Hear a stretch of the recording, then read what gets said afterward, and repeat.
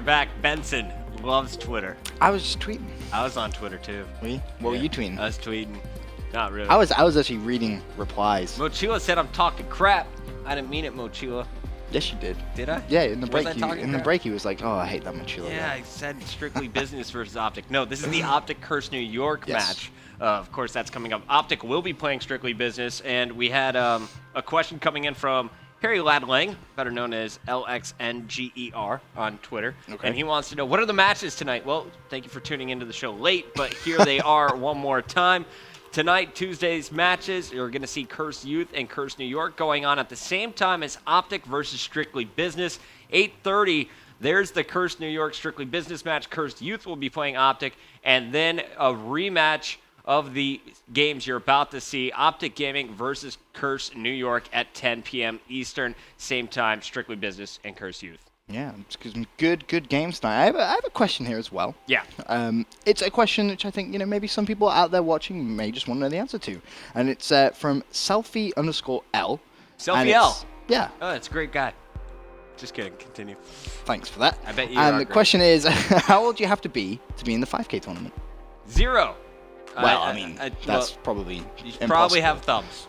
That would, well, Well, maybe not. Maybe not. We've seen some gamers really overcome all obstacles. But no, I don't think there is any age requirements there. As long as you can sign up and get your Game Battles credits, you're free to play, my friend. So Let's go. sign up your little brother. Let's go. Just play. Do you have a little brother? No, I have an older sister. Oh, she's probably better than you, isn't she? Yeah. She's a sniper. No, All right. just stop. All Just no. Let's not. I have another good question coming in from Vibe Lol, and he was asking about Titanfall. It was a game me and you both streamed when it came out, Yes. and we spent a huge stint. I would like to say. I've been ignoring my fiance Yeah, that's all the time while I play Titanfall. probably not the best. Yes. Sorry, Molly. But it's a good game though, right?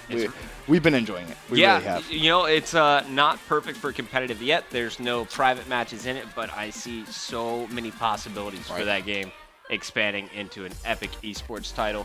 Honestly, if you're watching streams, I think it's one of the most entertaining games to watch in competitive gaming as well. I would agree. It's just a general fun game. I mean, especially Last Titan Standing. The strats that we were developing for Last Titan Standing. I mean, it's one of those game modes where it really does need that extra skill element in my eyes, which is what makes it just so appealing. And yeah. All right. So watch out for Titanfall. I like it. Yeah, Titanfall. If you haven't played it, go play it. Yes. Don't necessarily need to buy it. Just play it somehow. Go play it a lot. Go to your friend's house and then buy it. All right, guys. Dallas, Mr. Bioacid is wide awake in Australia at this hour Really? for some reason. Go to bed, Go Dallas. to bed. You need to. No. Yeah, go back to bed. Is it morning there? I think it's Wait, actually, that's a good point. 16 hours 6 ahead. You were there, just you know. Yeah, 16 hours ahead. Go So back to bed. But he wants to know, is the Champ Bracket Show VOD up? I assume it is. If not, Will, our technical director, will make sure that gets up for you.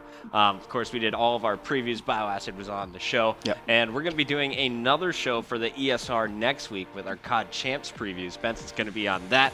That should be a good one as well. Ben, looking through, you got any more questions? Just hit the refresh button.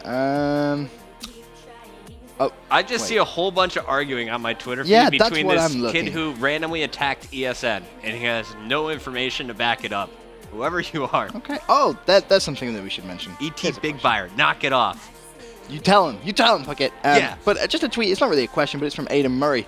Just saying, mention obviously the Optic SB LAN that's going on next week. We mentioned that just a couple of times, but as well as that TCM Envy as well. It's worth mentioning those two teams. So one of Europe's top powerhouses going over to the Envious house, getting some pre-LAN practice there before One Club of Champs. Europe's top powerhouses or Europe's true top powerhouse? Tough question.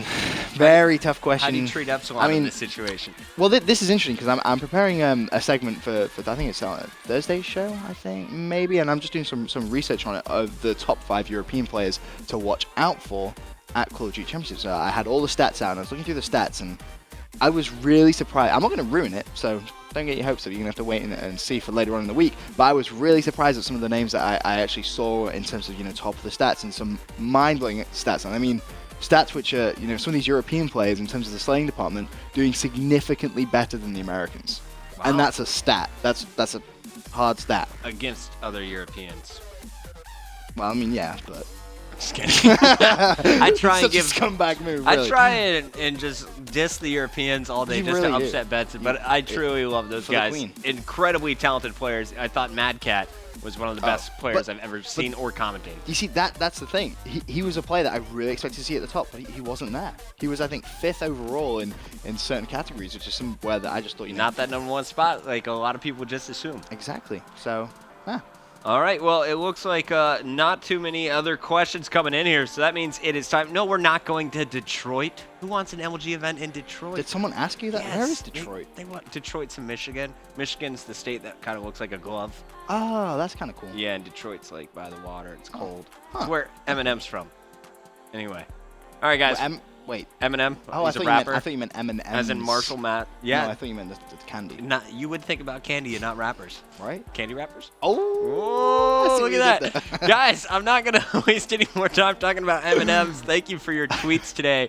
We'll be back with more ESR daily updates every day through the rest of this week, especially our big show on Thursday. But coming up next, we're going to show you the 5-game series that would decide whether Curse New York or Optic Gaming would advance to the Call of Duty Championship for a shot at that $1 million prize pool. It was an epic series that went all the way down to the wire, featuring one of the best games from Nadeshot in his entire career. You guys are going to love it. Take a look. It is Curse New York going up against Optic Gaming from the U.S. Championship. All right, guys, we are back live from Full Sail University. This is the Optic Gaming Curse New York matchup. We want to thank you all for your patience during that. There's a little bit of some drama going on the main stage here. Basically, Curse New York had a controller malfunction during the game, but the game had already started, kills were already scored, and players were already on objectives. Players quit out of that game, which would technically be a forfeit opportunity if Optic wanted to take it. After some thinking it over, Optic decided they're going to play the match straight up. We are starting fresh still from game #1. So good show of sportsmanship here between these two squads. So much on the line. A lot of teams would have just taken that easy win. But as a caster, this is really something that makes you smile when you're casting some esports. Sportsmanship is always a great thing. So now we're going to begin. Domination on Freight. It's going to be the first map here. We talk a lot about the domination games for both squads here. I feel like Curse New York, they came out strong against Las Vegas, a very, very strong team in the slaying department. But a lot of people tell me, and I've seen it too, Optic Gaming's domination game equally as impressive. Can we watch Scumpy at the start? I'm just seeing this You're man the one controlling it. raging through that window.